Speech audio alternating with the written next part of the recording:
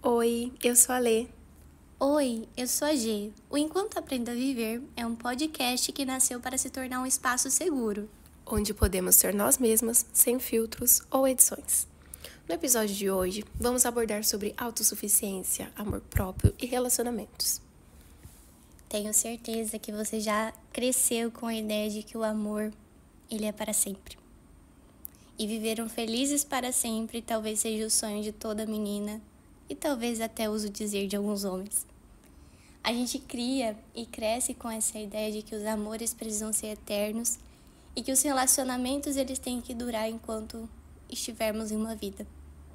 Mas você já parou para pensar nos sacrifícios que surgem desse para sempre? Você já parou para pensar que nem são todos os para sempre que nasceram para durar? E que nem todo para sempre é um para sempre feliz, como os nossos contos de fadas. Pensando nisso, a gente gostaria hoje de trazer umas falas do livro do Yandi sobre a vida é curta demais para viver o mínimo das coisas. E esse título é intuitivo já, né? E eu escolhi ele intuitivamente. A vida é curta demais exatamente para a gente viver o mínimo. A gente tem que buscar viver o máximo, viver intensamente, viver bem. E aí um dos capítulos ele vai falar assim: eu sei que muitas vezes é difícil admitir que acabou. E a gente tem uma certa resistência em aceitar o fim. Porque a gente cresce ouvindo que para ser bom, precisa permanecer para sempre. Que para ser memorável, precisa durar. E nesse ponto aqui, a vida ainda vai te surpreender muito. Porque se você ainda não aprendeu que memória não é exatamente sobre tempo, provavelmente você vai aprender quando algo que durou pouco tempo se tornar uma memória bonita. E algo que durou muito tempo fizer você rezar para que essa memória seja esquecida. Pegando isso e o que a G falou, quantos relacionamentos duradouros, antigos? E não estamos aqui para falar que um casamento ou relacionamento não tem que durar, fazendo um adendo. Mas quantos sacrifícios a gente às vezes faz para permanecer um casamento? Seja pelos filhos, seja pelos pais, seja pelo outro. E às vezes nesse caminho a gente esquece de pensar na gente, pra gente, por que a gente permanece. E eu tenho certeza que vocês devem ter na vida de vocês alguém que tem um casamento duradouro, mas que passou por muitas coisas para chegar nesse casamento de 50 anos, por exemplo. Seus avós, principalmente as suas avós. Quantas renúncias, quantos sofrimentos guardados, quantas memórias negativas de traições, de abusos. Pra quê, no final das contas? É interessante a gente pensar, Lê, que por muito tempo a gente discutiu e criou essa ideia de o casamento só termina com a morte. Mas será se é só com isso que é possível terminar uma relação? Se a gente for parar para pensar, isso é um processo de silenciamento, porque a pessoa vai aceitando esses abusos, as negligências, as ausências, e até que ponto esse para sempre ele de fato é eterno? Até que ponto a dor precisa existir para que exista o que foi criado nesse imaginário social do que é o amor, né? E partindo para olhar também no ponto de vista religioso, eu vejo ainda hoje muitas pessoas alienadas ao ponto de que imaginam que precisam encontrar um grande amor, precisa conhecer essas pessoas, desenvolver laços, criar afinidades, e aí se casam, criam uma família, e aí mais uma vez se silenciam, porque estão em contextos abusivos, em contextos dolorosos, em contextos de silenciamento, e estão presos mais uma vez nesse para sempre que foi criado, nesse para sempre que foi projetado, e nesse para sempre que grande parte das vezes a mulher assume um papel de secundária, né? Por muito tempo a mulher foi essa figura onde ela se tornou a filha de alguém, a esposa de alguém e a mãe de alguém. O tempo todo ela tá protagonizando a vida de outras pessoas, mas e ela? Cadê a voz? Cadê a história dela? Por quanto tempo vai aceitar estar aí à mercê e aos cuidados de alguém? Nesse processo de aceitar e viver um até que a morte nos separe. Quantas vezes a gente já morreu? Quantas vezes a gente já se machucou, adoeceu para manter esse relacionamento, né? E não é só esse ponto que a gente gostaria de falar hoje, mas também, partindo por outro ponto, né? A gente vive uma sociedade que hoje em dia algumas pessoas, não generalizando, têm desenvolvido uma autossuficiência, um amor próprio muito bonito. Essa autossuficiência, esse amor próprio desenvolvido, normalmente vem de laços rompidos e de sofrimentos também que foram passados, né? Relacionamentos ruins. E pensando nesse gancho, às vezes a gente também deixa de viver o novo por medo das relações antigas que passamos. E esse é um outro lado extremo da situação. Pessoas que vivem um relacionamento ruim por muito tempo para manter-o para sempre.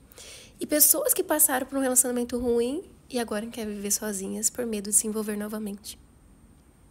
Muito importante essa sua fala, Lê. E pegando o gancho nesse sentido, quando o amor vem acompanhado do doer, não é amar, é sofrer, né? E se privar do amor também é uma forma de sofrimento.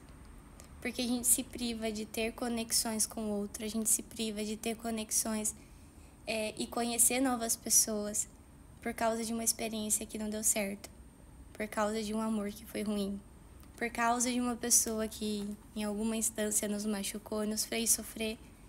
E agora a única forma e alternativa de seguir é caminhar e literalmente ser autossuficiente para que nenhum outro ou nenhuma outra pessoa nos fira novamente. Parafraseando uma outra fala aqui do livro, porque se relacionar é um risco. Ser vulnerável tem lá as suas consequências. E você só sabe disso vivendo. A gente precisa viver, a gente precisa entrar em contato com o outro. Como a gente disse, acho que no podcast anterior, né? Pertencer é viver. E a gente precisa viver se expondo ao risco. E tem uma outra parte do livro que fala bem assim, que não dá para aceitar alguém que ativa os meus gatilhos, que faz eu me sentir inseguro, que traz dúvidas e medo. Mas se for pra gente pensar assim, a gente não se relaciona com ninguém ou a gente nem trabalha. Porque se tem um local que nos deixa inseguro, com dúvida e com medo, às vezes é o nosso contexto de trabalho também. Nossas amizades, nossa família, todo tipo de relacionamento que vai perpassar por relações interpessoais. Então aqui também às vezes a gente pode falar até não somente de um relacionamento amoroso, mas relacionamento em geral, amizades também. Quantas vezes a gente nos priva de ter contato com outras pessoas, fazer novos amigos, por causa de experiências antigas ruins. Ou no trabalho, quantas vezes a gente trava e não quer ir para esse trabalho, né? Depois de um burnout, por exemplo, a gente fica com medo de voltar para o trabalho, contexto de trabalho, por causa das pessoas que estão lá dentro. Enfim, quantas vezes a gente vai ter que se privar por medo de arriscar, por medo de viver um novo. E estar em um relacionamento, se conectar com outras pessoas, é também estar vulnerável.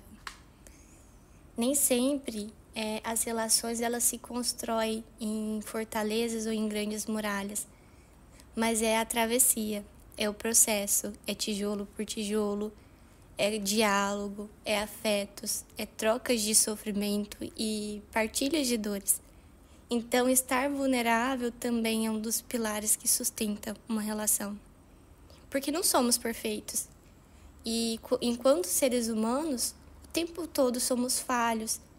E as relações, como parte desse olhar de uma construção, como parte de um olhar de algo que está sendo criado, elaborado, então estar vulnerável é como se fosse aquelas pequenas rachaduras que surgem na construção de edifício.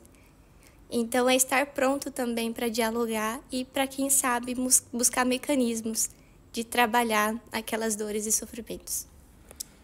Às vezes, também, a gente precisa também saber dar um basta em algumas relações. E esse processo é muito dolorido, machuca muito. Às vezes a gente posterga, a gente sempre busca um lado positivo naquela pessoa, mas é importante a gente colocar na balança também, né? A gente também tem uma cultura muito fácil de ver o lado ruim das coisas, de ver o lado negativo das pessoas. A gente também tem que saber pesar os lados positivos. Mas em alguns momentos, quando esse lado negativo pesa mais do que o positivo, a gente tem que saber botar um basta.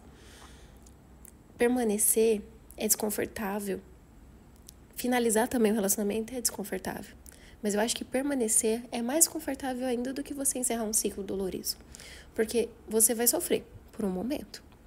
Depois passa. Depois você vira uma borboleta, floresce, voa, fica livre e vai viver novas experiências. É claro que tudo isso também demanda um processo de elaboração, após um término difícil, após um relacionamento difícil. Mas a questão é a gente se permitir novamente se conectar com outras pessoas, além de só lembrar do que passou, né, lado ruim, de reviver suas memórias negativas. Cabe a gente também pensar que é nas outras oportunidades que a gente pode ter vivendo. E não tem como a gente não se expor e não ter medo do que pode acontecer. Porque as coisas vão acontecer. Exatamente. Partindo desse olhar, eu acho importante a gente pensar no papel das pessoas em nossa vida. Cada pessoa que passa por nós traz alguma coisa e nos ensinam algo.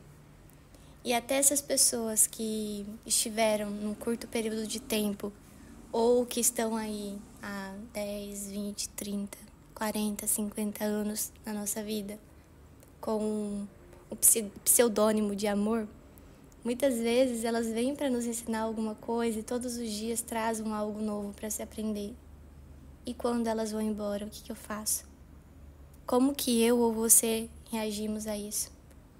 Quando você passa para olhar para o processo, você percebe que aprendeu algo, você percebe que evoluiu ou que cresceu junto àquela pessoa e para além dos pontos positivos, para além das vivências afetuosas e amorosas, também percebeu aí essas relações que de alguma forma foi desigual, mas isso também te ensinou alguma coisa. Te mostra talvez como não se relacionar numa próxima relação, ou o que você pode aceitar ou não aceitar estando dentro do relacionamento amoroso. Enfim, quando a gente percebe que as pessoas são caminhos e que nesses caminhos a gente pode ter experiências boas ou ruins, pedras ou momentos de felicidade, a saída delas da nossa vida também vai ter mais sentido. Porque eu aprendi algo, porque eu me desenvolvi em algum sentido e eu sei agora como caminhar. E talvez também aprenda para onde não voltar. E para você que escolhe permanecer no relacionamento, eu espero que seja um relacionamento bom e que tenha mais motivos para ficar do que para ir. Porque se tem mais motivos para ir, eu espero também que você consiga colocar um basta nessa relação. E é muito difícil colocar um basta. Mas é muito mais difícil você permanecer por outra pessoa que não te faz sentir que você é a melhor pessoa desse mundo. E quem tem que saber quem é a melhor pessoa do mundo é você. É você que tem que se amar. É você que tem que se cuidar. A nossa saúde mental, o nosso bem-estar emocional vale muito mais do que estar com o outro. E a gente tem que estar com o outro, mas um outro que nos acrescenta. Não existe esse sinônimo aí de metade da laranja ou a tampa da panela. Não caia nessa. A gente somos panelas inteiras, laranjas inteiras que encontram pessoas para nos acrescentar. Nunca para ser uma metade nossa. Nunca para ser uma necessidade, mas um complemento.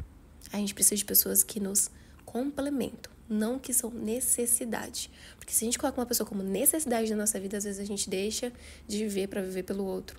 E isso adoece. Partilho muito desse sentimento, Lê. E é sobre isso, é sobre você se permitir se conhecer, é você permitir fazer coisas que você gosta, você interagir com o mundo e o mundo automaticamente se encarregará de trazer coisas boas até você. Por quê? Você está cultivando o que tem de melhor. Você está se cultivando. Você está fazendo algo que ama. Você está interagindo com pessoas que acrescentam e não te menosprezam ou diminuam. E esses dias a gente estava conversando, né, amiga? E a gente surgiu uma reflexão muito interessante. Qual o lugar que a gente está plantado? Qual o lugar que nós estamos? Será se é um lugar que nos acrescenta ou um lugar que nos diminui? Será se é um lugar que nos proporciona tudo que a gente precisa para ser autossuficientes, ou um lugar que nos menospreza, que nos causa dor e sofrimento. Às vezes, a grande parte dos lugares que a gente está habitando atualmente é os relacionamentos. Então, pare para pensar. O que o seu relacionamento traz para você? Ele está te potencializando? Está te auxiliando a se tornar a sua melhor versão? Ou está te diminuindo, te menosprezando ou te minimizando? Pare para pensar sobre isso, porque as relações elas não precisam e não devem ser desiguais. Elas precisam ter espaços de acolhimento, espaços de escuta e espaços também de resoluções. E espaços para que ambos sejam eles mesmos, sem precisar colocar as ideias ou crenças individuais de cada um na vida do outro. Pensando nisso, a gente estava conversando também que quais modelos de relacionamento a gente já parou para analisar. Não que a gente tem que viver comparando com o relacionamento do outro, mas que a gente possa olhar o relacionamento do outro para a gente não repetir alguns padrões. E a gente estava olhando, né, e falando assim, se aquele relacionamento deixa a gente viver também ou eu vivo pelo outro? Eu vivo para mim ou eu vivo pelo outro? Porque a gente vê muitos relacionamentos que a pessoa só faz as coisas com o outro. E com você? Como você contempla a tua própria companhia? Porque esse outro, ele não vai existir para sempre. E você também não. Agora você vai viver pelo outro e vai deixar de viver a tua vida.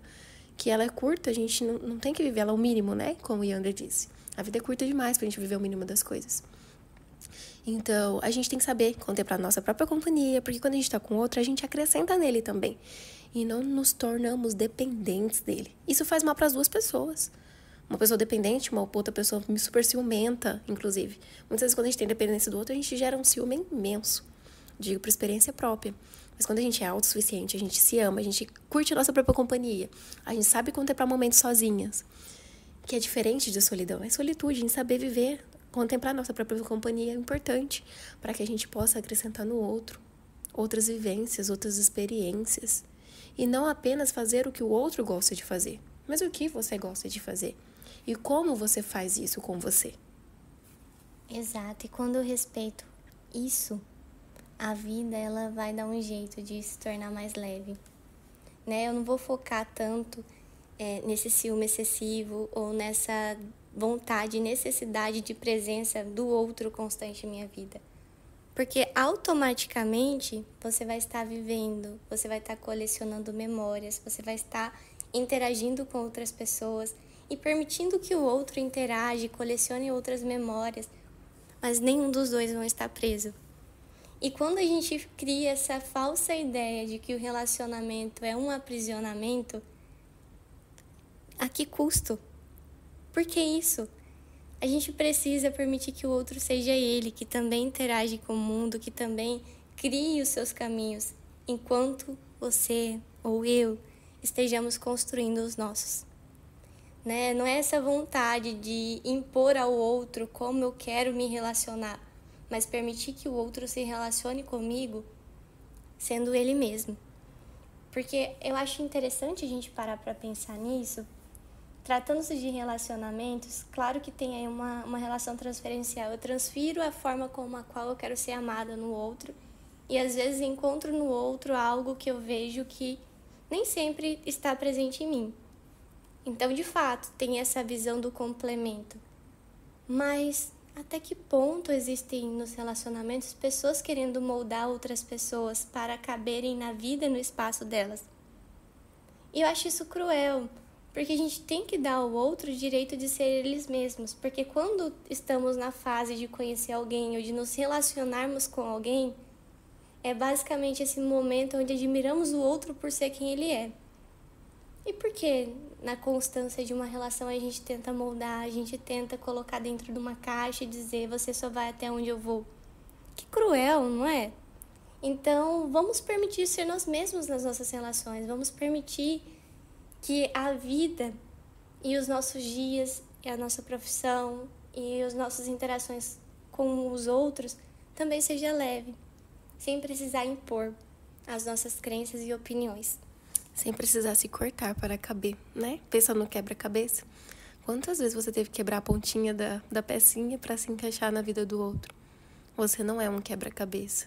Você não tem que se quebrar para caber em algum lugar.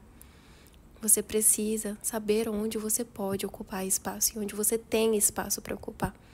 Acho que é sobre isso as relações. E não é somente sobre relações amorosas. É sobre relações em gerais. Relacionamentos, amizades, trabalho, né? Tudo perpassa pelas relações. Então, que a gente saiba qual espaço a gente pode e deve ocupar.